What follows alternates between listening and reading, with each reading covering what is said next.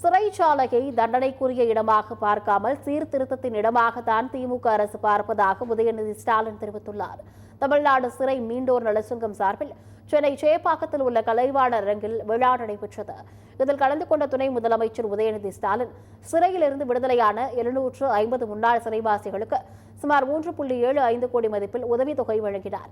பின்னர் பேசிய அவர், கள்ளக்குடி ரயில் மறியல், ஹிந்தி எதிர்ப்பு போராட்டங்கள் போன்றவற்றின் போது சிறையில் அடைக்கப்பட்டதால் முன்னாள் முதல்வர் கருணாநிதிக்கும் முதலமைச்சர் மு.க.ஸ்டாலினுக்கும் சிறையில் உள்ள சிரமங்கள் தெரியும் என்று கூறியுள்ளார்.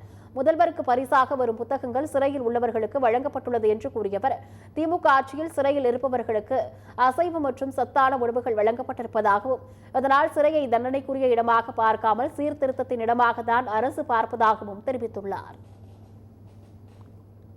சிறையை நாங்கள் எப்போதுமே தண்டனைக்குரிய இடமாக பார்ப்பதில்லை, அதனை சீர்திருத்தத்துக்கான ஒரு இடமாகத்தான் இந்த அரசு பார்க்கின்றது.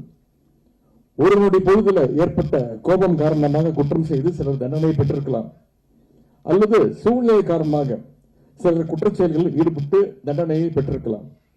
எது எப்படி இருந்தாலும் நடந்தவை நடந்தவையாக இருக்கட்டும், இனி நடப்பவை வெறும் நல்ல வகையாகவே இருக்க வேண்டும் என்ற எண்ணம் நமக்குள் ஏற்பட வேண்டும்.